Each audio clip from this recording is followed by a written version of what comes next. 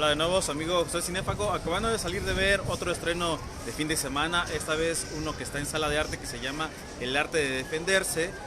y de entrada comentar pues de que es una película que se ha calificado como una sátira en código de comedia negra. Sátira tiene que ver con una crítica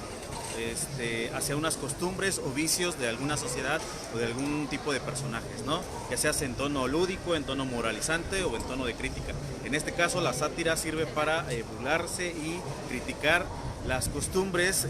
para mal adquiridas sobre la masculinidad y que se lleva a niveles de toxicidad, ¿no? Una masculinidad tóxica que nos han inculcado en nuestra cultura, vamos, en lo que significa ser hombre, ¿no? Entonces, todo surge a partir del personaje de Casey, que está interpretado por Jesse Eisenberg, pues que es un tipo totalmente solitario y totalmente tímido, y de hecho la sinopsis de la película es la primera parte de la cinta en la que vemos cómo sufre de un abuso violento que le hacen darse cuenta de su soledad primero, de su soledad porque se da cuenta que está en el hospital y no hay nadie que le hable, no hay un familiar, nadie, solamente su perro lo acompaña, pues, ¿no? Y también le da cuenta como de esta aparente falta de masculinidad para defenderse, para hacer frente o para aplicar la fuerza y ser un hombre de pecho lomo plateado, en fin, como estos imaginarios que nos han inculcado que deberíamos cumplir los varones, por ejemplo, ¿no? Eso lo hace pues llegar, coquetear inclusive con querer comprar un arma, pero pues se da cuenta que no tiene, que es tan solo que cuando el vendedor le advierte que alguien que vive solo y compra un arma incrementa los índices de suicidio, él mismo se queda pensando en que posiblemente él es lo suficientemente solitario como para caer en esa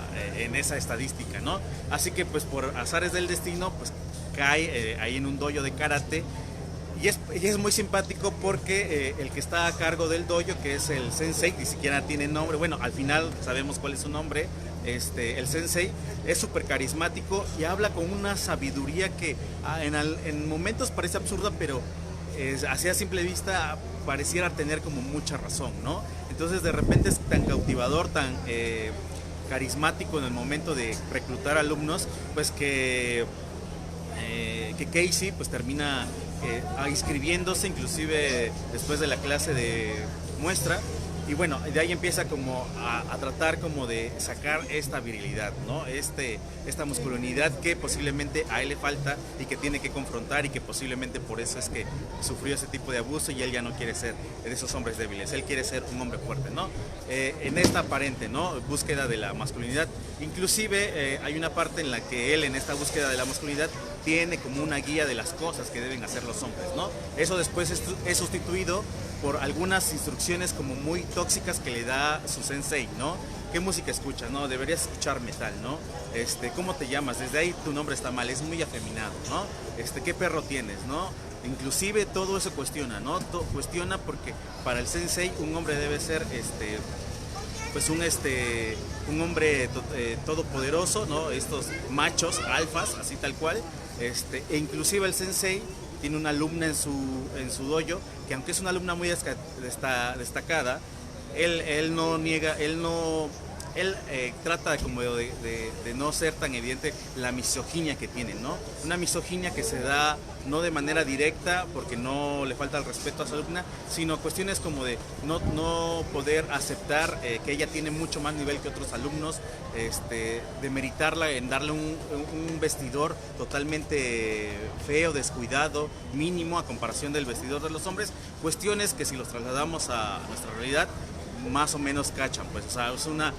sátira que cuestiona cuál es la estructura que la masculinidad ha creado y que indirectamente trata como de minimizar a la mujer, ¿no? Entonces, este sensei, al final de cuentas, es tan cautivador que uno no sospecha los giros de trama y los giros de tuerca que va a tener esta película, o al menos yo no lo sospeché, porque uno como que cae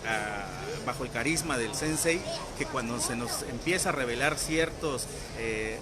torceduras de la personalidad y de la trama misma y de algunos elementos que se nos fueron presentando, de repente a mí me sorprendieron, y se empieza a volver un poquito más negro y más torcido y más perverso inclusive el asunto, ¿no? Entonces llega un momento en el que uno está esperando cómo se va a resolver esto, y vamos, es humor negro y por lo tanto no escatima en ser totalmente reacio y totalmente ácido y totalmente lacerante, ¿no? Porque vamos, lo que trata de dar a demostrar es burlarse de esa masculinidad que al final de cuentas es tóxica para el individuo mismo y para quienes lo rodean, ¿no? Y esto se revela con los mexicanos tenemos un dicho para poder entender la filosofía del sensei, que a pesar de que tiene reglas como muy estrictas, se supone, al final de cuentas aplica una, no importa quién te la hizo, sino a quién se la cobras, ¿no? Y eso, ya que vean la película se van a dar cuenta cómo funciona, y es algo que inclusive pareciera tan inofensivo, pero que el momento en el que se lleva a la práctica se vuelve totalmente un círculo vicioso de violencia, pues que se vuelve imparable, y pues Casey empieza a cuestionarse a tal grado pues de que van a ver cuál es si se animan, anímense a verla porque vale la pena, cuál va a ser la resolución que tiene, si aceptar eso de no importa quién te la hizo, sino quién te la paga, o confrontar esta toxicidad masculina que lo ha infectado poco a poco y que él de repente se empieza a dar cuenta que ese no es quizá el camino que él está buscando, ¿no? Me gusta que al final hay un cierto apunte, si así lo quieren poner, como de igualdad de género, en el sentido de que esto que les decía, los hombres que tienen el poder de ciertos lugares, ciertas instituciones, cierto poder sobre ciertas personas, llegan a abusar de él y tratan como de imponerse ellos, ¿no? Sobre la fuerza, sobre la masculinidad, demeritando la fuerza y el temple de las mujeres mismas para desarrollar quizá las mismas actividades o los mismos puestos, ¿no?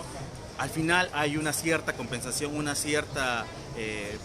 reminiscencia sobre ese apunte de que la mujer también tiene otra visión sobre el poder físico, sobre el poder, al estar enfrente quizá de un dojo o de personas que quieren aprender no a golpear, sino a defenderse, el arte del karate, el arte de defenderse, de ahí el asunto, ¿no? Saludos a Ariadna Sosa, que está sintonizándonos y que manda saludos con un sol, ¿no? Y ya por último, para concluir este video, pues Fernanda Solórzano, crítica de cine, maestra sensei todopoderosa, pues sugiere lo siguiente. Hace 20 años estaba el Club de la Pelea, pasó desapercibida, ya es un clásico de culto. Entonces, si han visto el Club de la Pelea o si le pueden echar un vistazo al Club de la Pelea y más o menos vienen a ver esta película, se van a dar cuenta que dialogan de una manera muy padre, de tal manera que es como refrescar y que tanto a la distancia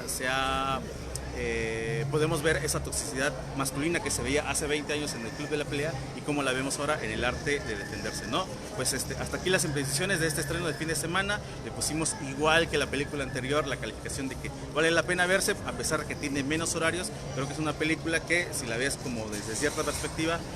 vale mucho la pena, ¿no? Nos seguimos viendo aquí en el cine, gracias a los que se sintonizaron, y nos seguimos viendo. Hasta luego.